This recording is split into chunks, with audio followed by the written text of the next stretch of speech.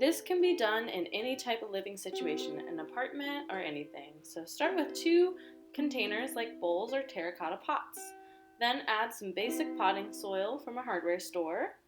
And then you'll need chia seeds, which can be bought at any bulk food store. So just sprinkle the chia seeds, or really any type of lettuce seed, anything like that.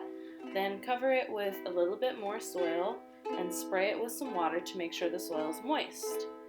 So then you're going to cover it with the other pot and leave that for a few days. That'll help germinate it.